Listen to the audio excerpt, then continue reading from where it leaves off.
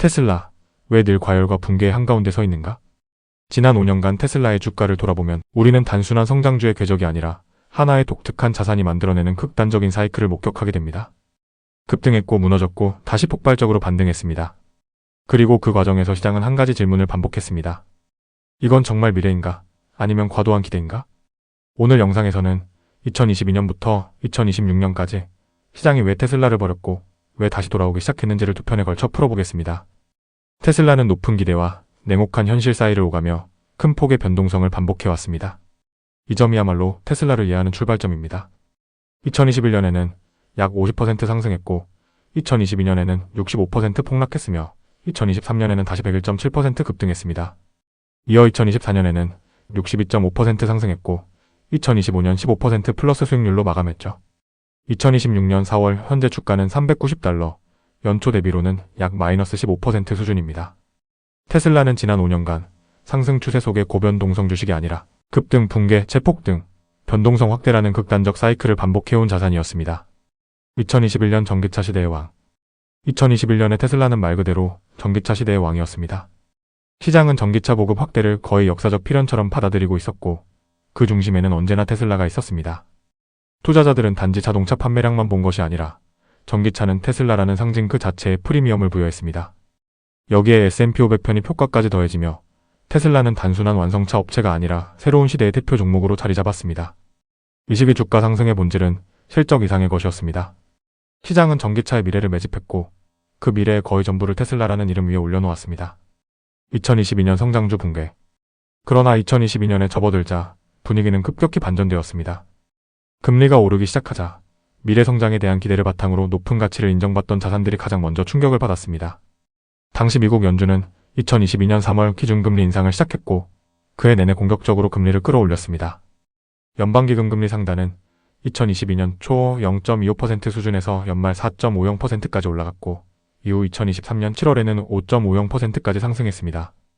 그해 2022년 애플과 마이크로소프트는 약 마이너스 28%, 엔비디아와 아마존은 마이너스 50%를 기록했습니다. 즉 2022년의 본질은 테슬라만의 급락이 아니라 초대형 성장주 전반에 대한 밸류에이션 압축이었습니다. 다만 테슬라는 성장 프리미엄이 워낙 높았고 일론의 트위터 인수 이슈와 EV 경쟁 심화 우려까지 겹치며 더 큰 낙폭을 기록했습니다. 아무리 미래가 큰 기업이라도 금리 앞에서는 예외가 될 수 없었죠. 테슬라도 결국 금리의 함수였던 겁니다. 2023년 테슬라, 금리가 만든 상승, 현실이 만든 조정. 2023년 이해의 본질은 단순한 반등이 아니라 금리 사이클이 만들어낸 자산 재평가의 과정이었습니다. 2023년 초 시장은 하나의 중요한 변화를 감지하기 시작했습니다. 그것은 금리 인상이 거의 끝나가고 있다는 인식이었습니다. 2022년 내내 자산 가격을 짓눌렀던 긴축이 마무리 단계에 접어들고 있다는 기대가 형성되자 그동안 크게 눌려있던 성장주 전반에서 빠른 반응이 나타났습니다. 이 변화는 매우 직선적인 방식으로 시장에 반영되었습니다. 할인율 하락에 대한 기대는 곧 미래 현금 흐름의 가치 상승으로 이어졌고 이는 다시 멀티플 재확장으로 연결되었습니다. 그 결과는 숫자로도 명확하게 드러납니다.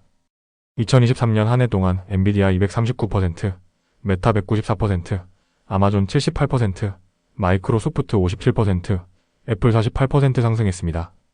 그리고 테슬라는 약 101% 상승하며 이 흐름에 강하게 반응했습니다. 시사하는 바는 분명합니다. 2023년의 상승은 특정 기업 하나의 성과라기보다 금리 사이클 변화가 만들어낸 성장주 전반의 리레이팅이었습니다. 테슬라는 단순히 시장을 따라 상승한 것이 아니라 그보다 훨씬 더 큰 폭으로 반응했습니다. 이는 두 가지 요인에서 비롯됩니다. 첫째, 테슬라는 2022년에 가장 큰 낙폭을 경험한 자산 중 하나였습니다. 약 65%에 달하는 하락은 단순한 조정을 넘어 밸류에이션의 과도한 압축을 의미했고 이러한 자산은 환경이 바뀔 때 가장 강하게 반등하는 특성을 보입니다. 둘째, 2023년 초 단행된 테슬라 차량의 가격 인하 전략입니다. 표면적으로 보면 이는 마진을 희생하는 결정이었습니다. 그러나 당시 시장은 이를 단순한 수익성 훼손으로 해석하지 않았습니다. 오히려 수요를 선점하고 시장 점유율을 확대하며 경쟁사를 압박하는 전략적 선택으로 받아들였습니다. 이는 단기 이익이 아니라 장기적인 시장 지배력을 택한 결정으로 평가되었습니다. 이러한 외부 환경과 내부 전략이 맞물리면서 2023년 상반기 테슬라 주가는 극단적인 반등을 만들어냈습니다. 하지만 시장은 다시 균형을 찾아갑니다. 2023년 하반기에 들어서면서 주가는 다시 조정 국면에 진입합니다. 가장 먼저 작용한 것은 금리에 대한 기대와 현실의 괴리였습니다. 상반기 시장은 금리 인하를 빠르게 반영했지만 실제로는 금리가 높은 수준에서 장기간 유지되는 이른바 하이어 포 롱거 환경이 이어졌습니다. 이는 다시 한번 밸류에이션의 부담으로 작용했습니다. 여기에 기업 내부 요인이 더해졌습니다. 가격 인하의 결과로 마진 하락이 현실화되면서 시장의 시선은 성장에서 수익성으로 이동하기 시작했습니다. 실제로 자동차 부문의 매출 총이익률은 2021에서 2022년 약 30% 수준에서 2023년 들어 10% 후반대로 하락했습니다. 동시에 전기차 시장 전반에서도 변화가 감지되었습니다. 경쟁 심화, 재고 증가, 수요 둔화 신호가 나타나면서 시장의 내러티브는 점차 낙관에서 신중으로 이동했습니다.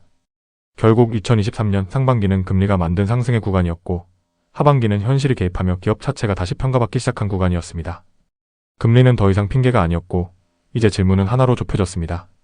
테슬라는 실제로 돈을 벌 수 있는가? 하지만 바로 이 지점에서 시장은 다시 한번 방향을 바꿉니다. 2024년 1분기 어닝콜을 기점으로 테슬라는 전혀 다른 기업으로 재해석되기 시작합니다. 그리고 그 변화는 주가를 다시 한번 폭발적으로 움직이게 만듭니다. 다음 영상에서는 테슬라 주가가 어떻게 다시 살아났고 왜 시장이 다시 베팅하기 시작했는지를 이어서 살펴보겠습니다.